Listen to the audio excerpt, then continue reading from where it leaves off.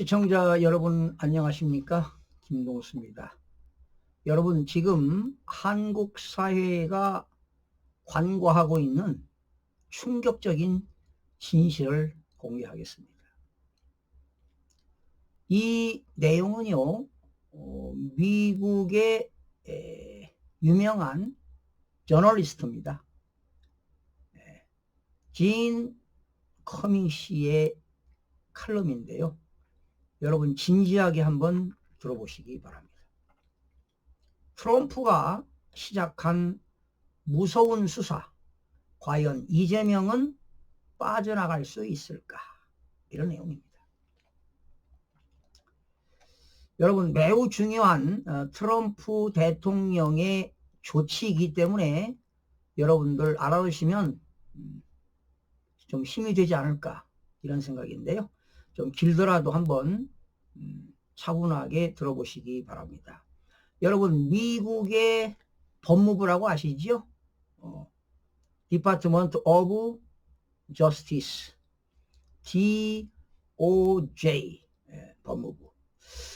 미국의 법무부가요, 해외 부패 방지법 집행 지침을 발표했습니다. 그러니까 해외 부패 방지법은 약자로 FCPA입니다. FCPA. F라고 하는 건 foreign, 그리고 C라고 하는 건 부패란 뜻이죠. corrupt. 그리고 P는 practice, A는 act입니다. 그러니까 FCPA, Foreign Corrupt Practice Act, FCPA입니다. 바로 이게 해외 부패 방지법인데요. 바로 FCPA는 바로 약자인데요. 그러니까 Foreign Corrupt Practice Act 약자로 바로 해외 부패 방지법입니다. 잘 들어보세요. 지난달 6월 9일 미국에서는 트럼프 행정부가 해외 부패 방지법 집행 제재 지침을 발표를 했습니다.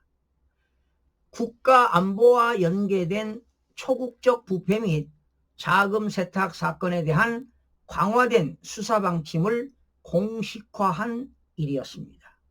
이는 이재명 대북 송금과 관련해 매우 중요한 법안이지만 그 당시 한국에서는 6월 3일 대선이라는 복잡한 상황이 벌어지고 있어 아무도 이 중요한 발표를 제대로 인지하지 못했고 한국의 좌파 주류 언론들 또한 일제히 침묵하며 어느 곳에서도 이를 보도하지 않아 많은 한국인들이 이 사실을 전혀 모르고 있는 듯하다. 2005년 6월 3일 한국에서는 이재명이 대통령에 당선되었다. 부정선거 의혹 속에 전국이 급변하던 시기였다. 그리고 이틀 뒤인 6월 5일 대법원은 쌍방울의 대북송금 사건과 관련하여 이화영 전 경기도 부지사와 방용철 쌍방울 부회장에게 유죄를 확정했다. 그로부터 정확히 4일 뒤인 6월 9일 미국의 법무부는 적대국 연계 부패 및 자금 세탁을 우선 수사 대상으로 명시한 FCPA, 바로 해외 부패 방지법 집행 지침을 공식 발표했다. 그런데 마침 이 타깃이 해당될 수 있는 쌍방울 북한 송금 사건은 미 법무부의 발표 직전에 이미 한국 대법원에서 유죄 판결을 받아 사실관계가 확정된 상태였다. 하지만 이 중요한 국제적 시그널은 당시 한국이 대선 충격과 정권 교체의 소용돌이에 휘말려 있던 상황이라 아무도 주목하지 않았다. 한국 언론은 이재명 정권 출범에만 초점을 맞추고 있었고 정치권도 일제히 침묵하면서 트럼프 행정부가 내놓은 이 중대한 행정조치는 국민들 눈에 전혀 띄지 않은 채 묻혀버리고 말았다. 이 조치가 왜 중요한가 하면 트럼프 행정부는 사실상 이재명 당선 직후 이재명의 북한 커넥션 수사를 위한 법적 기반을 공식 선포한 셈이기 때문이다. 2025년 2월 트럼프 대통령은 두 번째 임기를 시작하자마자 해외 부패 방지법 FCPA의 남용을 막고 미국 기업의 부담을 줄인다는 명목으로 해당 법의 신규 수사 기소를 180일간 중단하는 행정명령 14,209호를 발동했다. 그러나 이는 단순한 중단이 아닌 국가안보 중심으로 FCPA를 전면 개정하고 법조항을 강화하기 위한 전략적 휴직이었다. 그 6월 9일 미국 법무부는 개정 지침을 발표하며 FCPA 집행을 재개했다. 핵심은 일상적 기업 활동은 유연하게 대하되 북한, 중국, 이란 등 적대국 카르텔, 국제범죄 조직과 연계된 부패와 자금 세탁을 최우선 수사 대상으로 삼겠다는 것이다. 모든 새 수사는 법무부 차관 이상의 승인이 필요하며 사법방해, 범죄 의도, 은폐 여부, 기업에 미치는 부수적 피해까지 고려하게 되어 있다. 결국 트럼프 행정부는 FCPA를 완화한 것이 아니라 국가안보 및 국제범죄 대응수단으로 재무장하면서 단순한 민간 기업의 실수성 뇌물보다 적대국과 연계된 구조적 부패, 달러 기반 초국적 자금 세탁, 그리고 미국의 전략적 이익을 훼손하는 범죄에 수사 자원을 집중하겠다는 것이다. 이는 이재명 쌍방울 북한 대북송금 사건처럼 적성국과 연계된 자금 흐름을 정조준한 수사체계로의 전환이며 실제로 관련 인물들이 이 법 발표 직전에 유죄가 확정된 만큼 미국 수사에 강력한 근거를 제공한 셈이다. 미국은 이를 통해 북한 압박, 한국 내 반미 성향 정권 견제, 자유진영 질서 강화라는 다층적 목적을 동시에 달성할 수 있게 되었고, 이 사건은 트럼프 행정부의 대북 전략, 국제자금 범죄 대응, 동맹국 내 친북 정치 세력 견제 전략이 교차하는 최적의 타겟이다.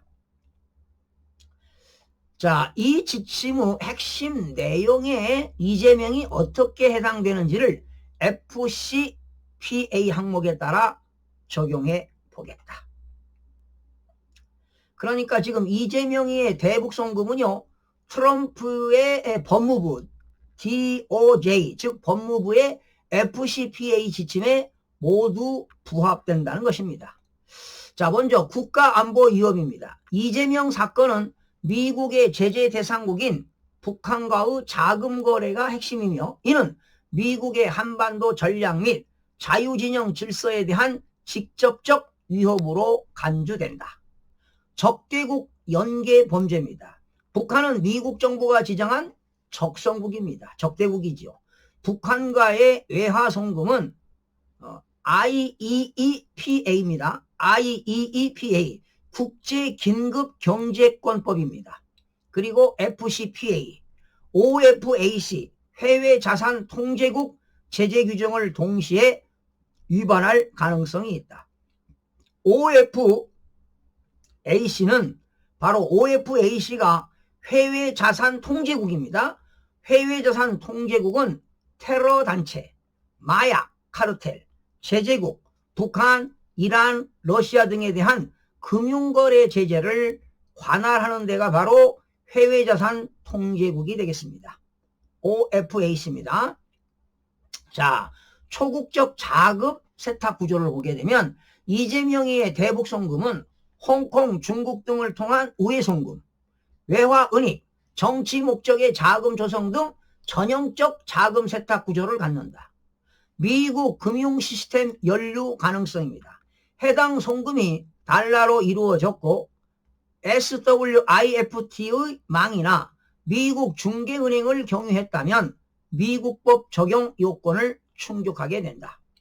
정치 고위층 개입입니다. 이재명을 제외한 모든 관련자들은 유죄가 확정되었으며 송금 목적이 이재명 당시 경기도지사의 방북 비용이었다는 판결이 나왔다. 이는 현직 대통령의 직접 연루 가능성을 의미하며 미국 기준으로 매우 중대한 수사 사유가 된다. 이재명의 방북 비용으로 300만 달러지요. 약 42억 원이 북한에 송금된 사실이 확인되었다. 방북 비용이죠.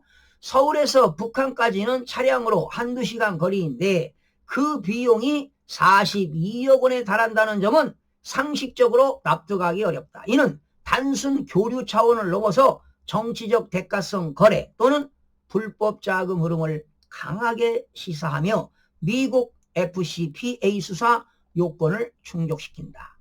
트럼프 미 법무부가 이재명 대북 송금 사건과 관련해 취할 수 있는 구체적인 조치들입니다. FCPA 바로 해외 부대 방지법 수사 착수입니다. 국가 안보에 위협이 되는 자금 세탁, 부패 행위는 우선 수사 대상이다. 대한민국 대법원에서 범죄 구조가 입증이 되었고 6월 5일 유죄 판결이 내려진 만큼 미국이 수사에 착수할 명분과 정당성이 충분하다. 달러 송금 경로 및 금융망 추적입니다. 해외 자금이 달러로 북한 조선노동당에 전달되었고 SWIFT망이나 미국계 은행을 경유했다면 미국 관할권이 적용된다. 국제형사사법 공조조약입니다.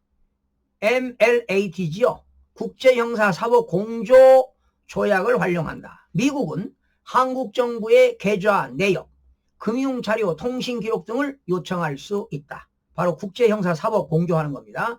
이미 유죄 판결이 확정된 사건이므로 공조 요청의 법적 정당성이 강화된다. OFAC 제재 리스트 SDN 등재입니다.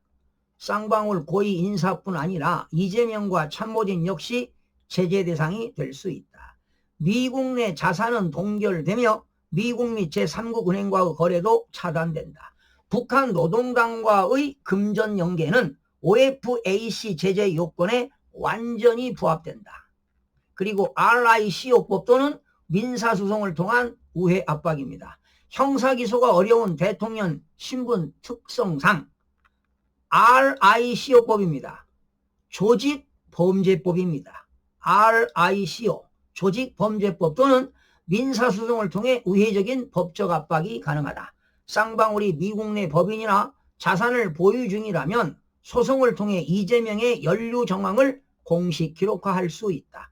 국제자금 세탁 방지법 AML입니다. AML 국제자금 세탁 방지법 및 대북제재 위반 수사입니다. 북한 조선노동당에 송금된 외환은 테러 자금 및 외환법 위반으로 간주될 수 있으며 이는 국가안보에 해당하는 범죄로 즉시 수사 대상이 된다. CIA, DNI 등 정보기관 방첩 수사 가능성입니다. 북한 또는 제3국 정보기관과의 접촉 정황이 포착될 경우 자금 흐름은 정보기관을 통해 감시, 분석, 수사 대상이 될 수가 있습니다. 국무부 및 백악관의 외교적 대응입니다. 한국 정부가 수사에 비협조하거나 재판을 축소하거나 중단, 재판 중지법 추진 등 할 경우 미국은 외교 채널을 통해 공식 항의 및 경고를 할 가능성이 있습니다. 이는 한미 FTA 방위비 분담, 기술 협력 등 실질적 외교 현안에 심각한 영향을 줄 수 있게 된다. 자, 트루스 소셜 및 공개, 행정서한을 통한 국제 여론 압박입니다. 트럼프 대통령은 트루스 소셜을 통해 직접 이 문제를 공론화할 수 있으며 이는 국제적 감시를 불러일으키고 한국 내에서도 정치적 압박 수단이 될 수 있게 된다. 결론적으로 쌍방울 이재명 북한 간의 송금 사건은 더 이상 단순한 의혹이 아니라 관련자들에 대한 대한민국 대법원의 유죄 확정 판결을 통해 범죄 사실로 규명된 국제자금 세탁 사건이다. 미국 입장에서 이 사건은 트럼프 행정부의 새로운 FCPA입니다. 바로 해외 부패 방지법 집행 전략, 즉 적대국 연계 부패 척결, 동맹국 내 친북 세력 견제, 국가 안보 중심 수사 우선순위라는 세 가지 수사 원칙과 정확히 일치하는 전형적 수사 대상이 된 것이다. 따라서 이재명이 한국에서 형사 기소로부터 면책될 수는 있을지 몰라도 미국의 안보, 외교, 경제, 정보 압박은 피할 수 없는 구조가 이미 형성되어 있다고 볼 수 있다.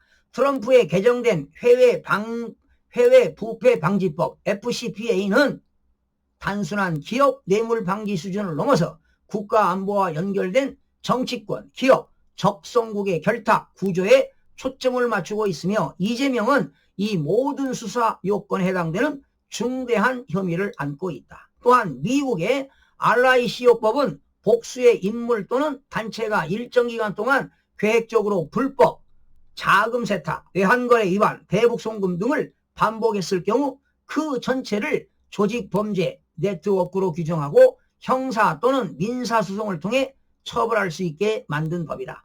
이재명 쌍방울 북한 간 연결 구조는 이러한 RICO 적용 요건에도 충분히 부합한다. 쌍방울과 북한, 아태이 간의 직접적 거래, 이를 주도한 이화영 전 부지사, 그리고 이 모든 흐름이 당시의 경기도지사였던 이재명을 중심으로 설계되었다는 정황이 존재한다면 이는 단순한 개인의 뇌물 문제가 아니라 국제정치, 기업, 적대국 간 공모로 간주될 수 있으며 이를 방치하고 있는 이재명 정권 내 핵심 측근들까지도 수사 대상 또는 피고인으로 지정될 수 있다. 과거 미국은 이와 유사한 방식으로 파나마의 독재자 노리에가, 나이지리아의 대통령 샤니 아바차 일가, 우크라이나의 친러 성향 대통령 야누코비치 측근들에 대해 RICO법을 기반으로 한 민사소송 및 자산 압류를 통해 국제적으로 고립시킨 전례가 있다. 따라서 트럼프 행정부가 이재명을 형사 기소하지 않더라도 RICO 민사소송 또는 쌍방울의 미국 자회사를 통한 우회적 소송을 선택할 가능성은 매우 현실적이다. 이 소송의 목적은 단순한 배상이 아니라 이재명을 국제적 부패 공모자로 공식 기록에 남기고 그 정치적 입지를 약화시키며 대북자금 연결고리를 차단하는 전략적 수단이 될 수 있다. 즉 RICO법은 미국이 한국의 대통령을 직접 형사 기소하지 않더라도 강력한 법적 압박과 외교적 제재를 가능케 하는 유효한 통로다. 지금 이재명, 쌍방울 북한 간의 이 사건은 그 구조와 정황면에서 RICO 요건에 완벽히 부합하고 있다. 이재명에게 한국 내 면책 특권이 있을지는 몰라도 트럼프 행정부와 미국 법무부는 미국의 법률 위반 혐의에 따라 그를 기소하고 국제적으로 수사와 제재를 가할 수 있다. 미국에 입국하거나 범죄 인도 조약이 적용되는 국가를 방문할 경우 체포 가능성도 배제할 수 없다. 결론적으로 과거에 김대중, 노무현, 문재인 정권에서도 대북 송금은 있었지만 그 당시는 지금처럼 FCPA나 대북 제재법이 지금처럼 강화되기 전이었다. 미국도 전략적 이유로 이를 묵인하거나 외교적으로만 대응해 왔다. 하지만 지금은 트럼프 대통령이 법을 바꾸고 수사 기준을 완전히 바꿔버렸다. 대북 송금은 이제 국가 안보를 위협하는 중대 범죄로 분류되고 대북 송금, 적대국 연계, 정치 고위층 개입은 모두 FCPA 수사 요건에 해당한다. 이재명은 예전과 다른 시대에 대북 송금 관련 혐의를 가진 상태에서 정권을 차지했다. 그야말로 트럼프 대통령을 만난 것은 그에게 가장 큰 비극이 될 것이다. 아무리 한국에서 법을 바꾸며 법조망을 빠져나가려 한다 해도 더 이상 이 문제에서 자유롭게 빠져나갈 수 없을 것이다. 트럼프 대통령이 그를 추적하고 있다. 네. 자, 지금 그 필자인 진 커밍은 이 본 칼럼이 지적재산 아니겠습니까? 그래서 사전 동의 없는 언론사의 무단 복제, 편집, 전제를 금하고 있습니다. 그러나 출처를 밝히는 SNS 공유는 허가한다고 밝혀서 여러분들에게 미국의 유명한 저널리스트 진 커밍시의 기자의 칼럼을 여러분들에게 소개해 드렸습니다. 여러분들 많은 도움이 됐으리라고 보여집니다. 시청자 여러분 고맙습니다.